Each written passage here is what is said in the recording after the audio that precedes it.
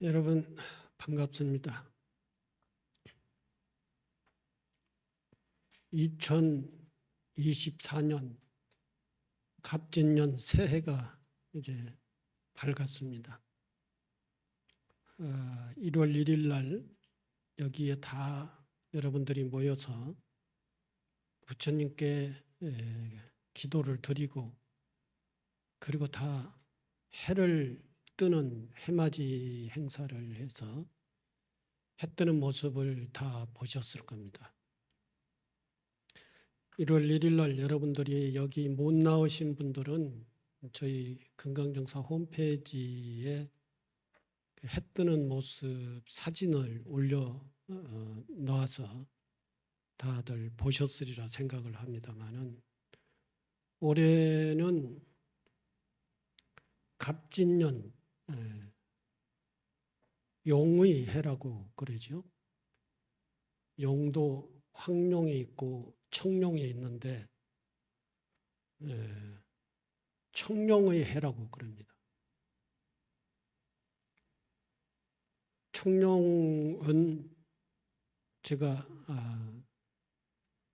해맞이하는 날 말씀을 드렸듯이 청년을 상징을 하죠. 젊음을 상징하고 또는 용기를 상징을 하고, 그리고 변화를 상징을 합니다. 청년, 용기, 변화, 그리고 창의 창조라고 새로운 창조를 생각을 합니다. 상징을 합니다. 올해가 갑진년 청룡의 해이기 때문에 우리 개인이나 또는 저희 사찰이나 여러분들의 가정이나 그리고 우리나라 사회나 모두가 다 새로운 변화, 그런 새로운 발전, 새로운 창조, 이러한 해이기 때문에 그러한 기운들이 우리 나라 또는 우리 사회 각 개인에게 이런 청룡의 기운들이 서려 있게 됩니다. 그래서 다들 나도 모르게 용기와 또는 창의와 변화 발전을 하는 그러한 삶을 살게 되는 그런 해다라고 하는 것이죠. 올 한 해는 여러분들이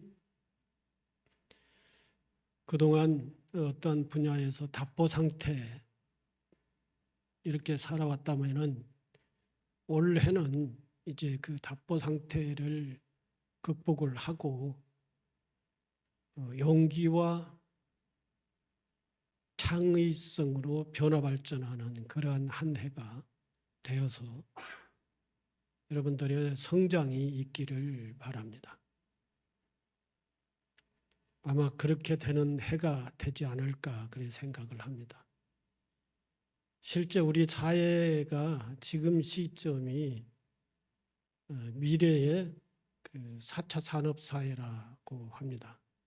미래 사회가 지금도 뭐 4차 산업사회의 초기에 발을 디뎌놓는 그러한 시기입니다만은, 지금 시기가 미래를 준비하는 데 굉장히 중요한 시기입니다.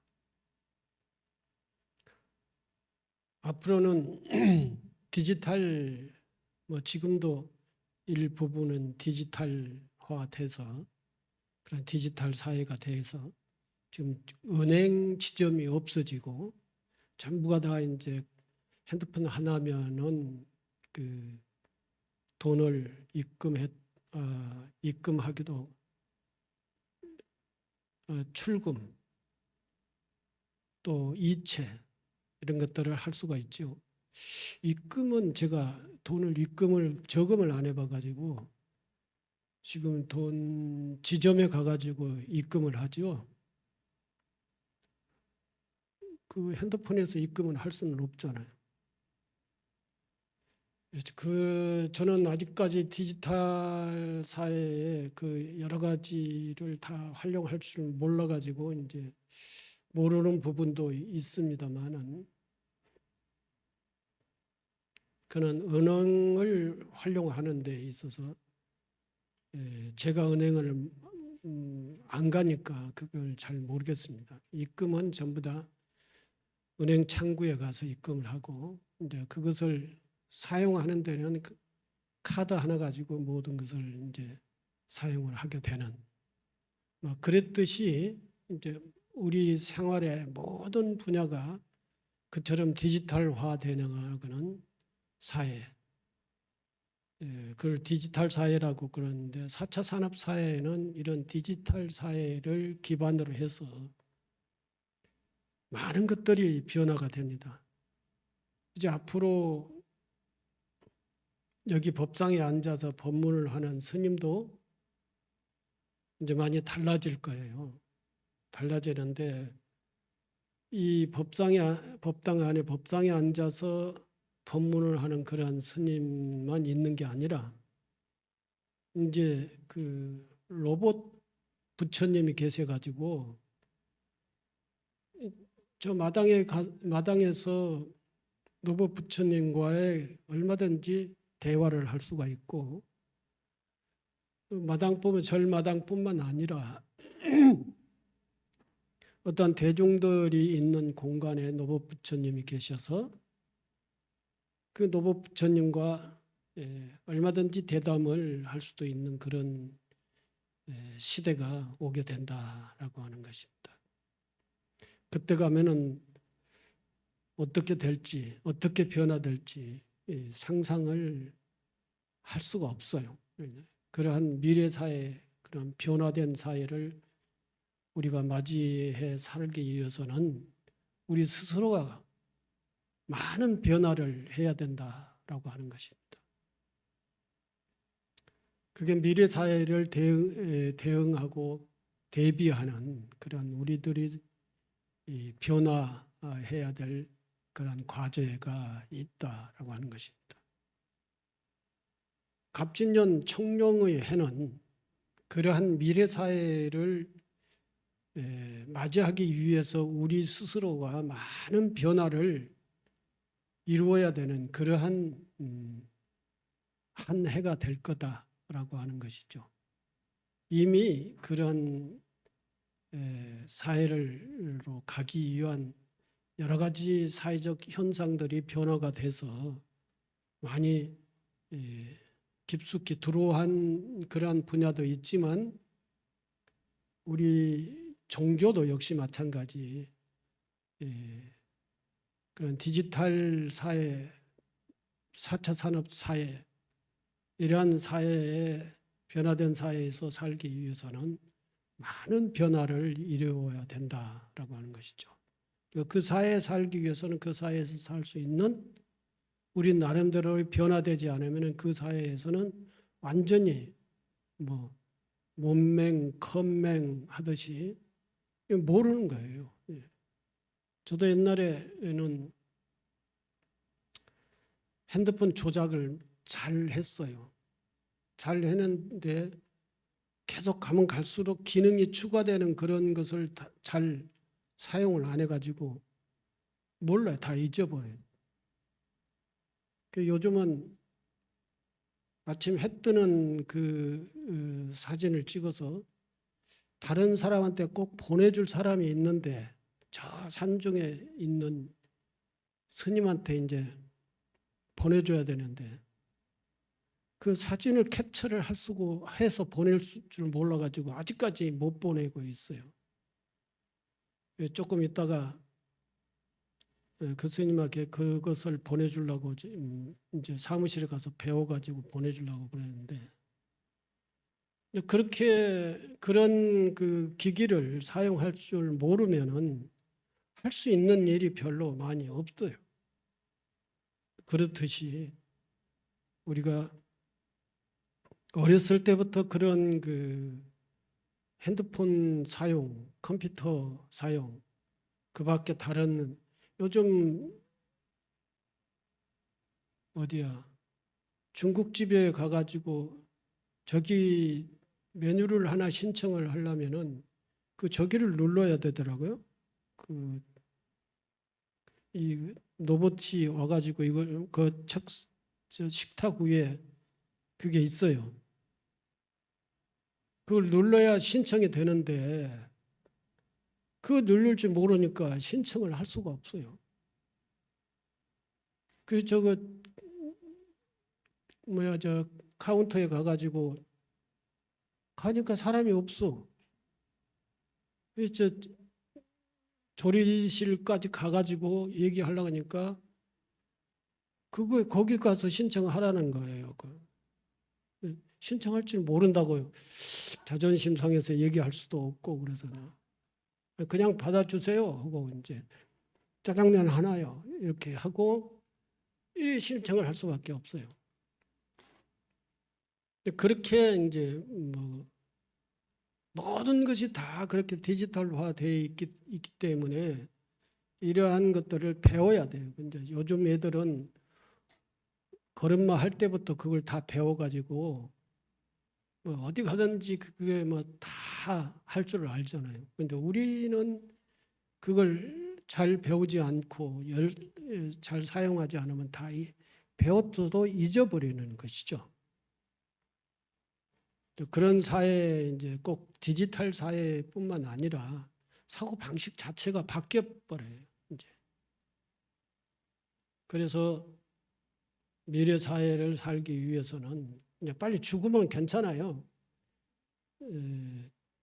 근데 죽지도 않고 그날까지 오래 살려면은 그걸 할 수 있어야 돼요. 그래야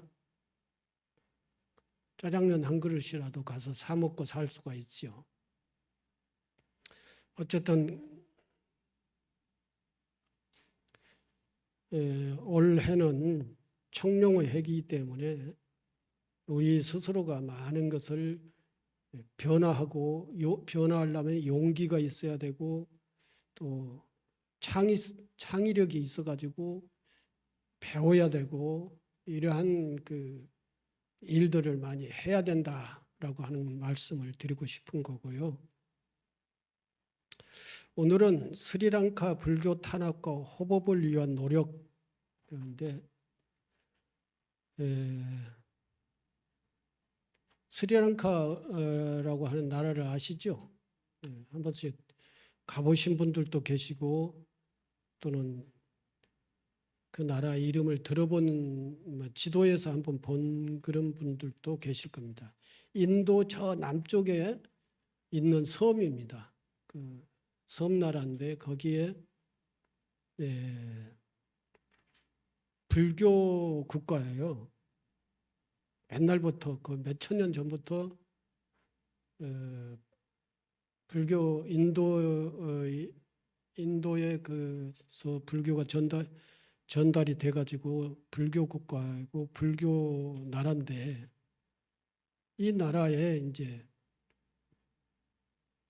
유럽의 여러 나라들이 치고 들어와 가지고 그 점령을 하고 이제 영국, 포르투갈, 네덜란드 이 세 나라가 치고 들어와서 440년간을 식민지로 지배를 합니다. 주보를 한번 보겠습니다. 스리랑카는 BC 3세기경 300년 서기 300년경이죠. 인도의 아쇼카 대왕에 의해 불교가 전파된 이래 1500년간 찬란한 불교 문화의 꽃을 피웠다. 그러나 16세기 1600년경에 이후 유럽의 포르투갈, 네덜란드, 영국의 침공을 차례로 받아 그들이 손에 차례로 넘어가게 되면서 스리랑카는 이들 국가로부터 440년간 식민지 지배를 받게 되었다. 이 시기에 들어오게 된 기독교에 의해 과거에 찬란했던 불교 문화의 전통은 무참하게 파괴되고 짓밟히게 된다. 서구 제국주의자들은 스리랑카의 문화와 정신적 구심점인 불교를 단절시키기 위해 불교 신자를 기독교로 개종하기를 압박했다.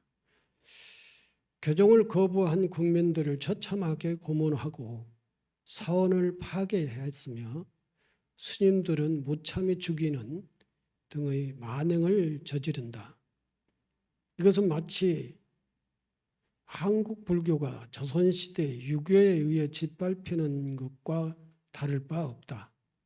이러이래 스리랑카 불교는 계를 설하는 전계사 스님이 없어지는 거예요. 스님들을 다 압박을 하고 말 안 들으면 죽이고 그랬죠. 조선시대도 스님들을 그 노비 취급을 하고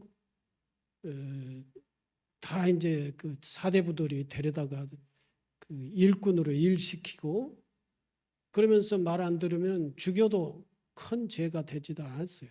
그래서 조선시대에도 우리 불교가 탄압받으면 스님들이 그런 식으로 죽은 스님들이 굉장히 많아요. 그러니까 조선시대와 그 스리랑카가 유럽의 식민지가 돼서 불교가 탄압받는 그 형식이 내용이 똑같아 것입니다. 이로 인해 스리랑카 불교를 계를 설할 정계사 스님이 없어져요. 스님들의 숫자가 굉장히 많았었는데 그 많은 스님들이 다 이제 죽든지 또 스님을 그만두든지 이제 속퇴를 하는 것이죠.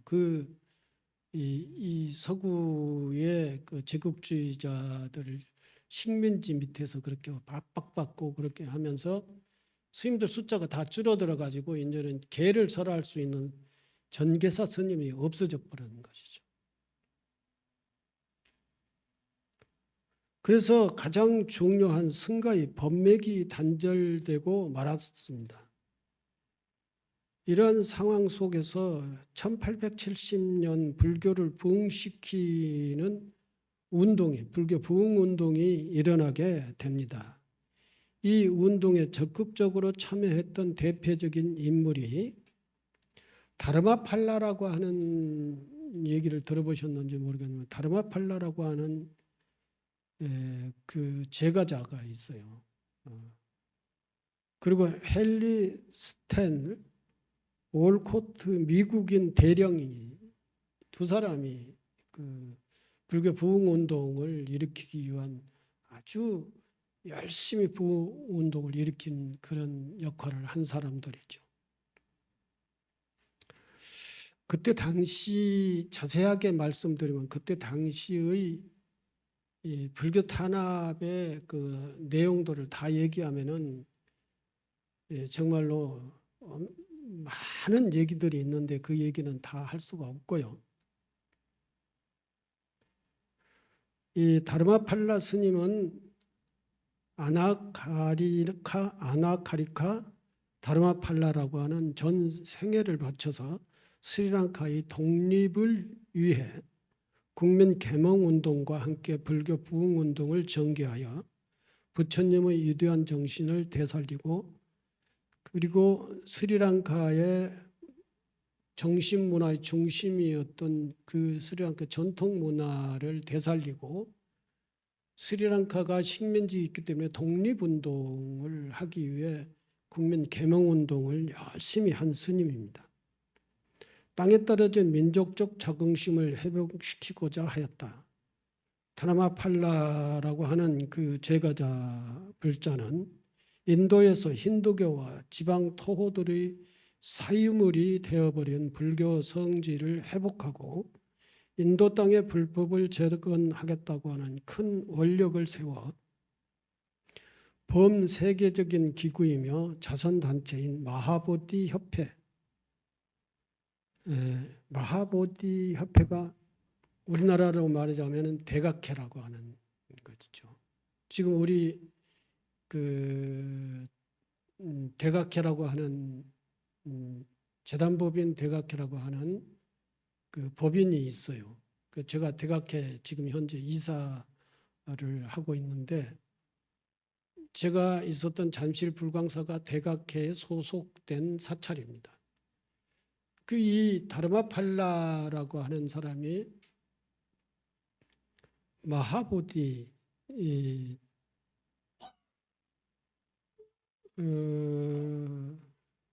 그 이 대각회를 보고 저희 은사 스님이 6, 70년대 대각회를 설립을 한 거예요. 그 대각회를 왜 설립을 했느냐 하면은 당시 6, 70년대에 대한불교 조계종이 어떤 상태였느냐 하면은 맨날 싸우는 이제 그 50년대, 60년대도 비구 대체성들이 싸우는 그런 것들이 그 시대를 한 20년간을 그렇게 싸웠어요. 그런데 우리 대한불교 조계종이 제자리를 잡지 못한 상태죠. 제가 54년생인데 54년도에 대한불교 조계종이라는 종단이 설립이 돼요. 설립이 돼서 종단의 모습을 갖춰 가려고 하는데 그때의 일제가 그 전에 일제가 한국 불교의 전통을 다 말살시켜 버렸어요. 일제 36년간에. 그러니까 그 전에는 비구 종단이었습니다. 이 한국 불교라고 하는 게 대체성이라는 게 없었어요. 근데 일본이 36년간 그 식민지를 하면서 스님들을 다 결혼시켰습니다. 결혼시켜가지고 최초로 이제 대체성이라고 하는 것이 있게 되죠. 그래서 대체성을 더 일본 불교가 지금 대체 불교거든요. 비구가 적고 결혼하는 스님들이 많단 말이죠. 지금 일본 불교. 그러니까 자기네 불교와 똑같이 만들려고 이 한국 불교를 전부 다 대체화시킨 것이죠.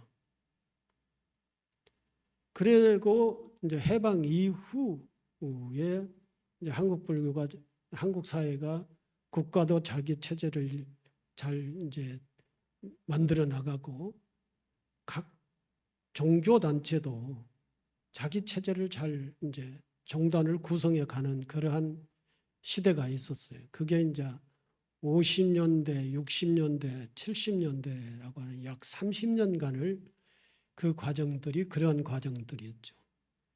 그렇기 때문에 외색화된 한국 불교를 외색화색을 빼겠다, 이제 탈색시키고 우리 전통 불교의 모습으로 만들겠다라고 하는 것이 해방 이후에 하는 운동이 정화 운동이라고 하는 것이 있습니다.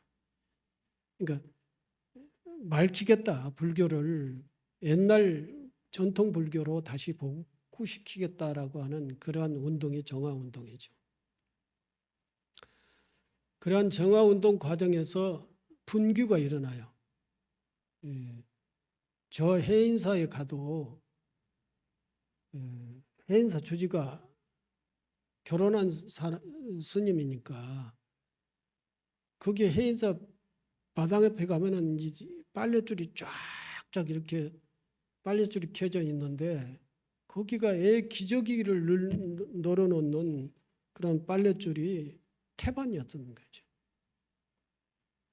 그 전부 다 거기서 애 낳고 이렇게 가족끼리 사니까 예석불교가 돼가지고 그래서 비구 스님들이 이제 정화운동을 출발을 해서 그러한 그 본사에 있는 결혼한 스님들을 전부 다 교체해내는 그런 운동이 정화불교 운동이죠.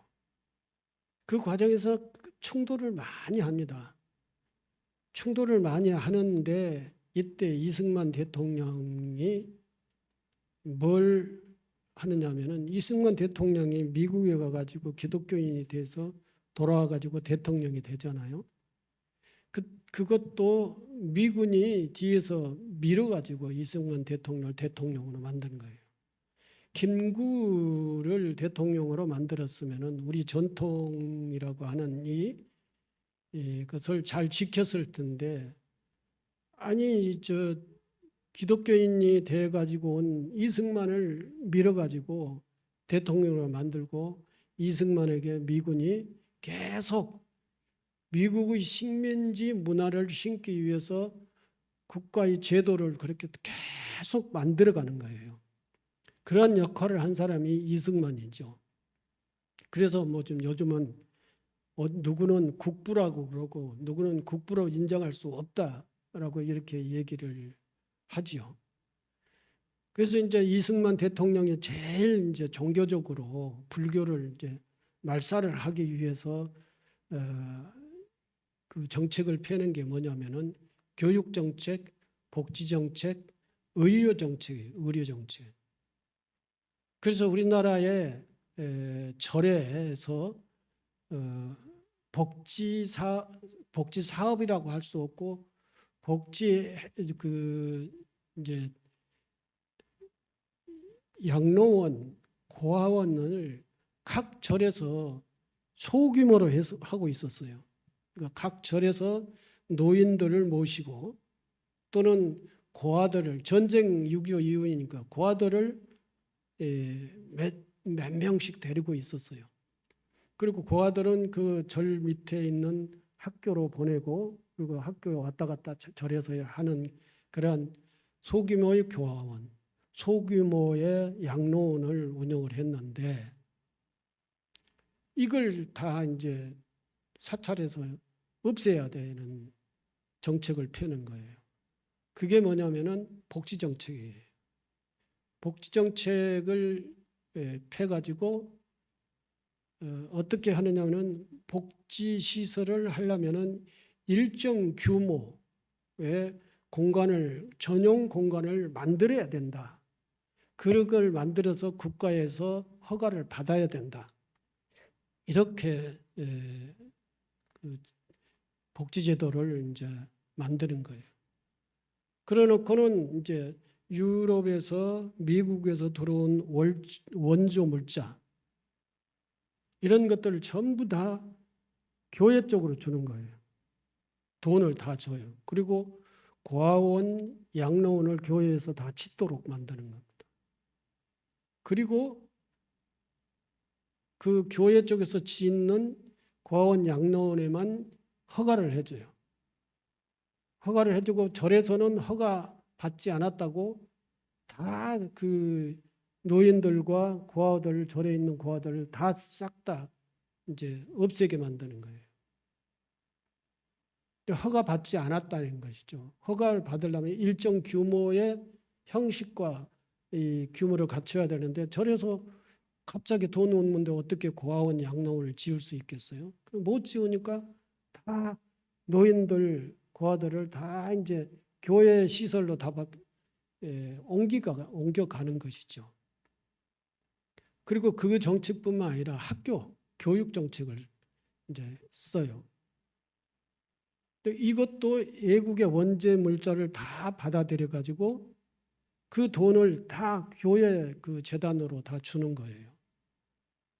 근데 그게 이제 뭐 학교를 짓는 것이죠. 초등학교, 중학교, 고등학교를 짓고, 이렇게 해서 이제 대학 같은 것은 미국 사람들이 직접 와가지고 그 더 이전에 다 짓고, 그냥 그쪽에 돈을 계속 주니까, 우리나라 국가가 무슨 6.25 이후에 그 교육 지원 그 정책을 폈다 하더라도 국가에서 지원을 할 수가 없거든요. 그래서 전부 다 그러한 것들을 미국의, 유럽, 독일, 영국, 프랑스 이런 데서 이제 그 서구 문화를 동양에 심기 위해서는 원조를 많이 해요. 곡식을 원조도 하지만 깡냉이 가루도 원조도 하지만 돈을 원재를 많이 했단 말이죠. 그 돈으로 학교를 짓는 거예요.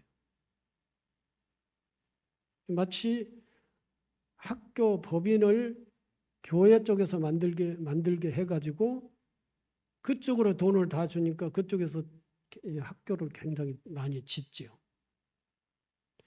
그리고 그 다음에 의료 정책입니다. 의료 정책. 의료 정책을 펴면서 이 의료, 복지, 교육 세 가지 정책을 펴면서 병원을 짓도록 하는 거야. 이제 천주교, 개신교 법인에서 그 원조의 물자를 받아가지고 그 돈으로 병원을 짓는 거예요. 그래서 오늘날 천주교, 개신교 병원이 많고 그리고 천주교, 개신교의 교육 학교가 많은 거예요.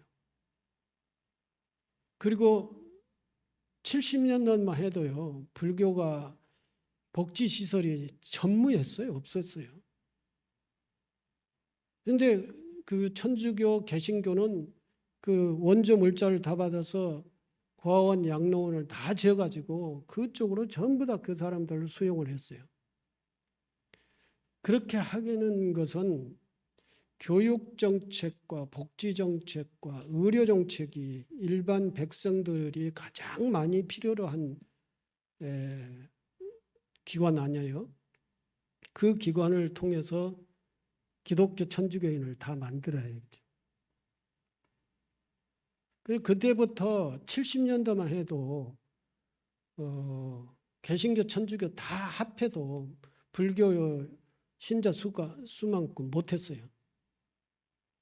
그런데 80년대, 90년대, 2000년대 들어오면서 한 30년간을 들어오면서 그러한 기관에서 배출된 학생, 또 의료, 또 복지시설을 통해서 기독교인이 된 사람이 기하급수로 늘어난 거예요. 그리고 그 사람들이 전부가 다 이제 교육받고 어디로 유학을 가느냐면은 미국으로 유학을 가는 겁니다. 그래서 미국 가가지고 유학 가서 박사학위를 받아옵니다. 박사학위 받아오는 그 공부하는 과정 속에서 전부 다 이제 개신교인, 천주교인이 되어 오는 거예요. 그래서 그 사람들이 박사학위 들어가지고 받아서 귀국하면은 그 사람들이 뭐가 되느냐면 고위 공직자가 되는 겁니다. 이렇게 아주 그 총뿌리를 겨누고 압박하는 것이 아니라 국가 제도를 통해서 유럽과 미국 문화를 우리나라에 심고 그 문화 정책을 통해서 우리나라를 식민지화하기 위해서 그렇게 정책을 폈던 거예요. 그것이 몇십 년이요 지금부터. 거의 한 50년 이상을 그렇게 돈을 갖다가 지원을 하면서 그 국가 제도를 통해서 그렇게 했단 말이에요. 그래서 지금 고급 공무원이라는 이 분야에 가면은 불자가 거의 없어요. 거의 다 기독교인들이 차지하고 있지. 이래서 미국이 의도하는 그러한 나라를 만들고 싶은 거예요. 지금까지는 우리는 그렇게 만들어져 왔습니다. 그리고 지금 스리랑카 얘기를 해야 되는데 그렇게 해가지고 그 문화, 기독교 문화를 우리나라에 심기 위해서 크리스마스 날도 외국은 크리스마스 날이 달라요. 25일이 아니에요. 12월 25일이 아니에요. 그런데 여기만 25일이에요. 우리나라만. 왜 25일이냐? 지난번에 내가 동지 때 잠깐 말씀드렸던 것 같은데 동짓날이 제일 의미가 있는 날이다. 태양이 다시 부활하는 날이다라고 하는 그런 의미예요. 그래서 22일 날을 지나서 3일 후에 25일이 크리스마스 날로 결정을 하는 겁니다. 저 다른 나라에 가면은요, 달도 달라요. 날짜가 다른 게 아니라 달도 다르고, 또 크리스마스 날은 전부 다 빨간색이잖아요. 빨간색인데 다른 나라는 빨간색이 별로 없대요. 크리스마스 날. 근데 빨간색은 뭐냐면은 그건 코카콜라의 홍보용으로 인해서 거의 빨간색으로 이제 물들이는 거죠. 그것이 전부 다 이제 유럽, 미국의 문화를 종교를 통해서 국가 제도를 통해서 이게 심기 위해 가지고 그렇게 진행을 했다라고 하는 것이고, 이걸 다 얘기를 할 수는 없으니까 시간은 다 갔네요. 그렇듯이 아주 집요하게 이런 정치인들, 공무원들을 만들어내 가지고 유럽 문화, 기독교 문화를 우리 나라에 심기 위해서 그렇게 하고 있는데, 이제는 우리나라에 거의 모든 사람들이 유럽화 됐어요. 음식도 유럽화 됐고, 우리도 모르는 사이에 그러한 것들이 우리들이 심리나 생활 속에 다 침범을 해 들어와 가지고 미국화, 유럽화가 되어 있다라고 하는 사실입니다. 이래서 이제는 우리나라의 고유의 그 정신 문화는 거의 이제 변방으로 밀려버리고 우리 그 삶의 중심에 유럽 문화, 기독교 문화가 중심을 차지하고 그렇게 돼 있는 거죠, 지금. 이랬듯이 스리랑카도 그렇게 계속 하고 있었던 겁니다. 예.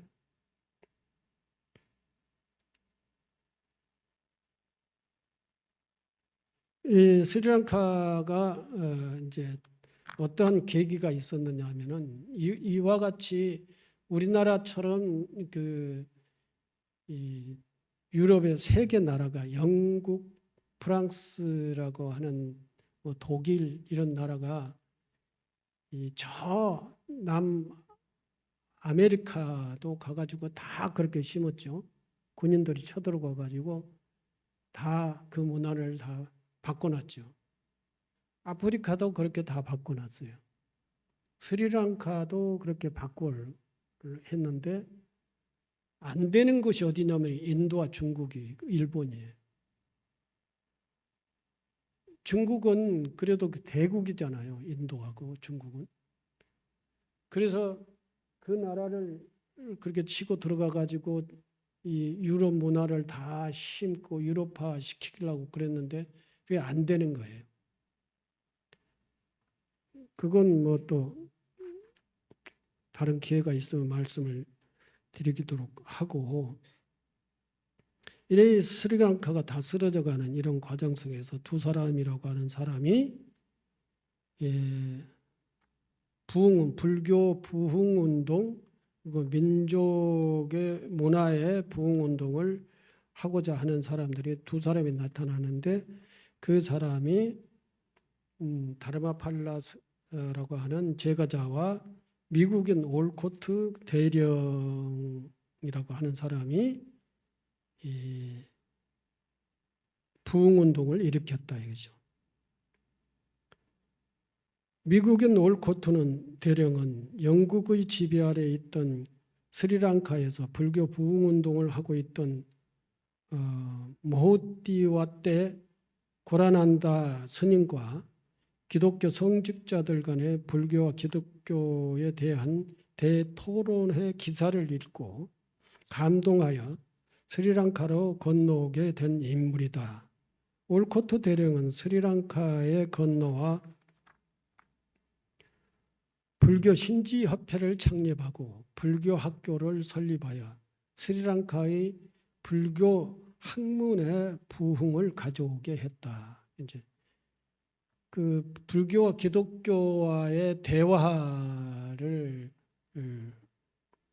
하는 그 얘기를 듣고 이 올코트 대령이 이 미국에서 이제 그 대화의 얘기를 듣고 감동을 해가지고 불교를 다시 세워야겠다라고 하고 자기가 미국에서 이 스리랑카로 건너옵니다. 미국 사람이라도 이 사람은 참 색다른 사람인 것이죠. 근데 그때에 이제 기독교의 목사들하고 스님하고 이제 대화를 하는 게 대토론회를 하는 거예요. 기독교와 불교 대토론을 해서 내용은 여기다 다 말씀을 드릴 수 없습니다만은 스님이 승리를 해요. 토론회에서 그 승리를 한 그 토론의 내용을 읽고 이 올코트 대령이 스리랑카로 와가지고 불교의 신지협회를 창립하고 불교 학교를 설립하여 스리랑카의 불교 학문의 부흥을 가져오게 한다. 올코트 대령은 현재 우리가 사용하고 있는 불교계를 디자인한 인물로 알려져 있는데 스리랑카로 넘어와 불교 부흥 운동을 활발하게 진행했으며 현재 스리랑카 불교가 유지될 수 있게 역할을 한 사람이 올코트 대령이라고 합니다. 물론 올코트 대령이 열심히 했지만 다르마팔라 스님이 또 핵심적인 역할을 했죠. 여러분들이 이제 불교 8대 성지를 가면은 지금은 제가 이제 그걸 또 한번 알아보려고 그러는데 불교 8대 성지를 누가 관리를 하고 있느냐, 불자가 관리를 하고 있는지, 국가에서 관리를 하고 있는지, 또는 거기 뭡니까 불교의 그 불교 아니 인도의 종교가 뭐죠? 응? 기억이 안 나가지고. 예? 힌두교. 예. 힌두교에서 옛날에는 관리를 했어요. 힌두교하고 불교하고는 뭐 관계 없잖아요. 힌두교 때문에 불교가 아니 이슬람 때문에 불교가 인도에서 망하게 되고, 그러니까 중동에서 태어난 종교는 굉장히 배타적이고 그 파괴적이에요. 기독교도 중동에서 태어났죠. 이슬람교도 중동에서 태어난 종교죠. 이슬람교도 가면은 모든 것을 자기네 것을 심기 위해서 다 파괴해버리는 거예요. 중앙아시아에 가면은 지금의 이슬람교가 중앙아시아를 전부 다 차지하고 있는데 중앙아시아의 우즈베키스탄이라고 하는 아프가니스탄, 파키스탄 이런 것이 대승불교의 발상지이고 거기서 불처님 상이 최초로 만들어지는 그런 것이 굉장히 중요한 것입니다. 그런데 다 파괴해버렸어요. 불교 유적지를. 불교 유적지를 거의 파괴할 수 없는 그런 규모만 지금 남아 있는 거예요. 근데 그 이슬람교와 기독교는 전부 다 파괴적이에요. 배타적이고.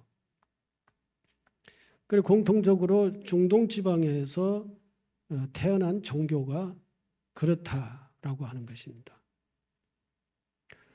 이러한 올코트 대령의 운동에 힘입어 스리랑카 내의 불교 학문의 부흥을 위해 1872년 콜롬보에 세워진 이드 요보다야 오리엔탈 대학과 1873년 케란니아에 세워진 위드 야랑카라 대학을 나온 인물들, 그러니까 그 대학을 두 개를 이 올코트 대령이 세운 거예요.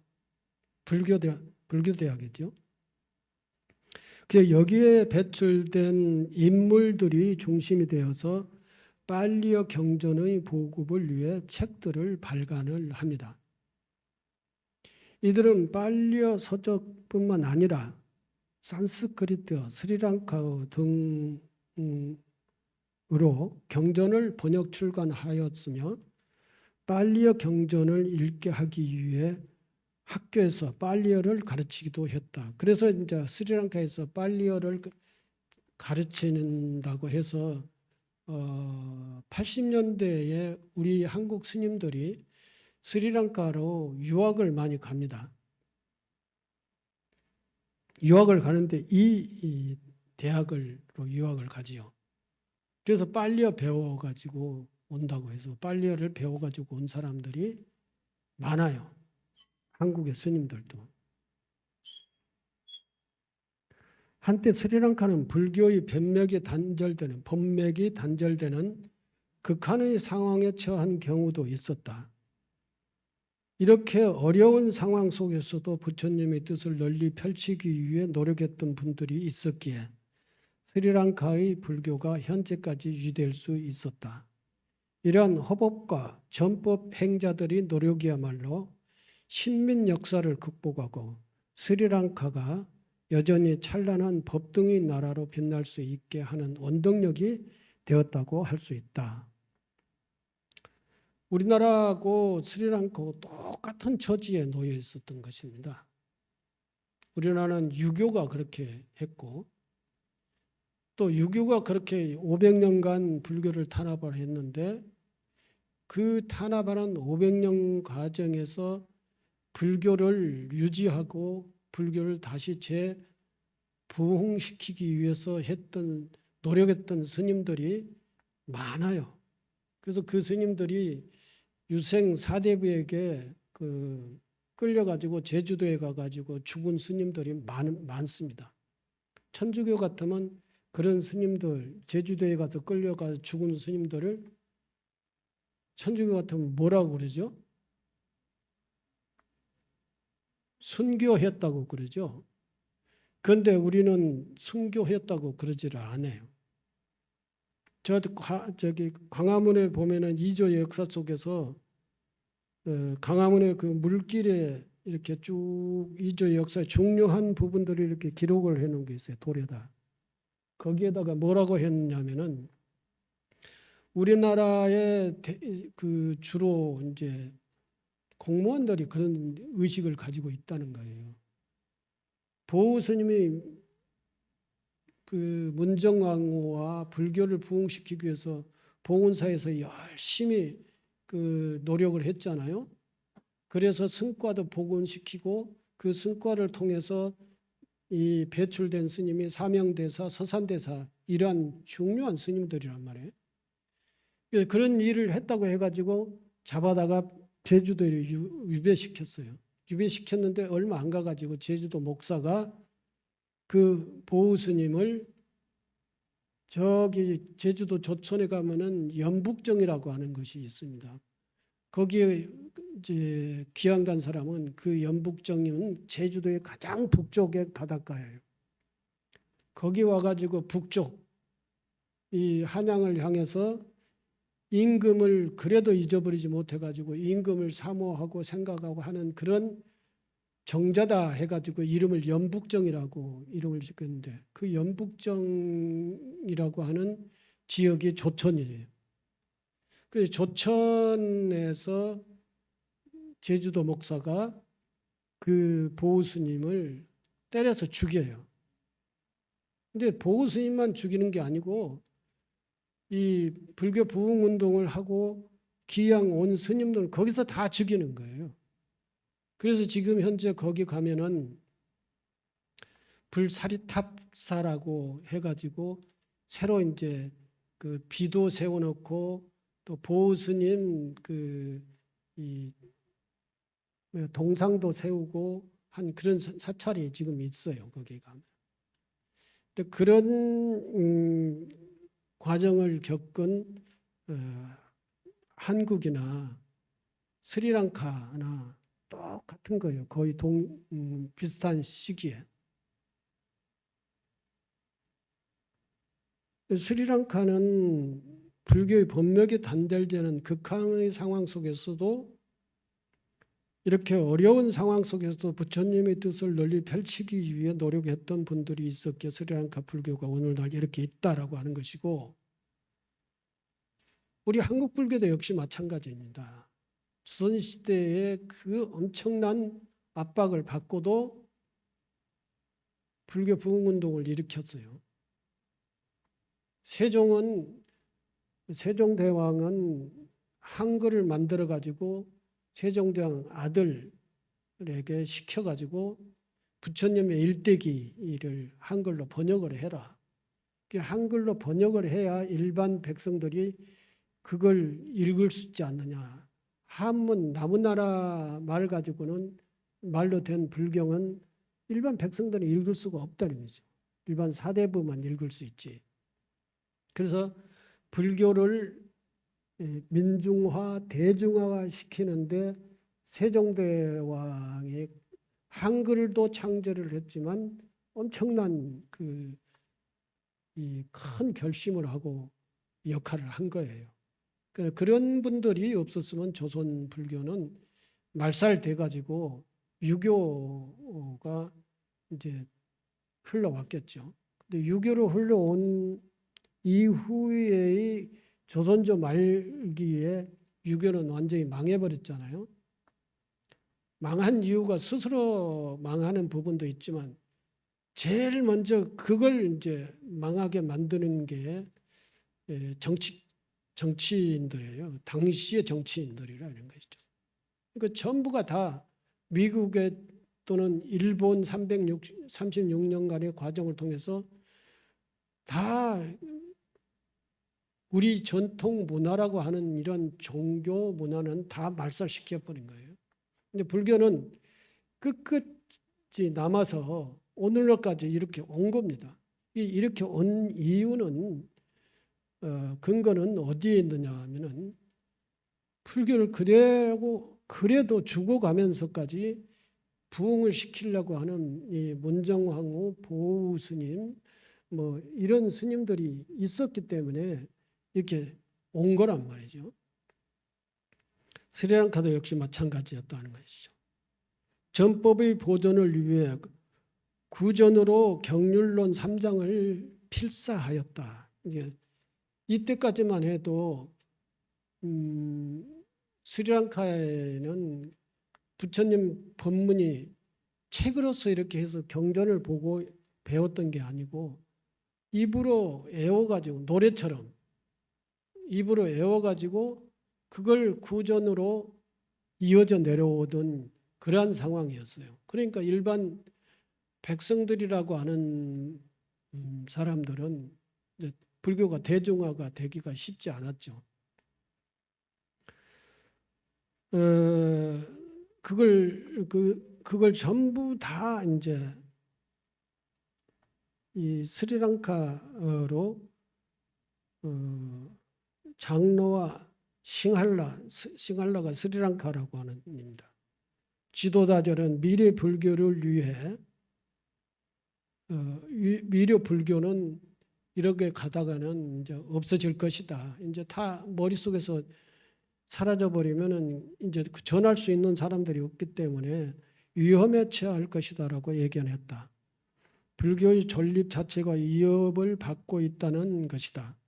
스리랑카의 왕은 불교를 돌볼 여유가 없었다. 뭐 유럽에서 계속 치고 들어와 가지고 식민지 만드니까 왕은 거기에 정신 팔리려고 불교를 돌볼 여유가 없었던 것이죠. 이러한 역경의 상황에서 지금까지 부처님 즉 부처님의 가르침을 제자에게로 입을 통해 구전해 오던 3장의 구전 전통을 지탱한다는 것은 불가능해 보였다. 그때 당시 보니까.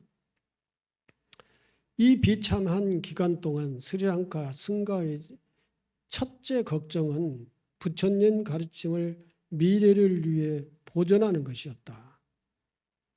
이보다 더 위급하고 가치 있는 일은 없다고 판단했다. 그때 장로 스님들은, 여기서 얘기하는 장로는 기독교 장로가 얘기를 하는 게 아니라 그 노스님들이라고 해야 되나? 예. 그런 장로 스님들은 긴 안목으로 지방 수령의 비호를 받아서 알루이하라고 하는 지방에 모여서 정법의 보존을 위해 주석서를 포함한 경률론 3장 전체를 이제 구술을 하고 그걸 전부 다 폐엽경이라 해가지고 이 큰 나무 이파리에다가 전부 다 필사를 했는 거예요. 지금도 가면 폐엽경이 스리랑카에 가면 많이 있어요. 이것이 불교사에 있어서 최초로 경률론 3장을 문자로 기록한 것이나 오늘날까지 전해진 발리 3장은 이러한 스리랑카 불교의 적극 극한적인 상황에서 세상에 나온 것이다. 만일 이때 발리 3장을 문자로 기록하지 않았다면 오늘날까지 남전대장경은 전해지지 않았을 것이다. 우리 기억 속에서 잊어져 버리고 스리랑카 불교는 어떻게 됐을지 모른다 이거죠. 그래서 전 세계의 불교도들은 발리 3장을 필사에 전승해 준 스리랑카 불교의 스님들에게 정신적 빛을 지고 있는 것이다 라고 한 것입니다. 할 얘기가 많았었는데 이 20분이라도 넘어가지고도 다 딴소리 하느라고 다 얘기를 이러한 그 전법과 호법에 대해서 얘기를 하려면은 계속 얘기하는 가운데 다른 생각이 막 나가지고 그 얘기하다 보니까 시간이 많이 지나갔는데요. 한마디로 말씀드리면은 스리랑카가 그러한 극한 상황 속에서도 불교를 지키고 그게 이제 전법 호법을 하고자 하는 그러한 몇 분들이 그 자기 한 생애를 바쳐 가지고 불교 부흥운동을 하지 않았으면 스리랑카 불교는 없어졌다. 그리고 남전 북전이라고 하는 경전이 있는데 남전 경전은 없어졌을 것이라는 것이죠. 그래서 부처님의 경전이 지금까지 전해올 수 있었던 건 스리랑카의 스님들이 필사본으로서 그렇게 적었기 때문에 오늘날 남전대장경이 있다라고 하는 것입니다. 남전대장경은 소승경전의 대장경을 얘기를 합니다. 너무 배고프시죠? 너무 오랜 시간을 얘기를 해서 죄송합니다. 네, 감사합니다.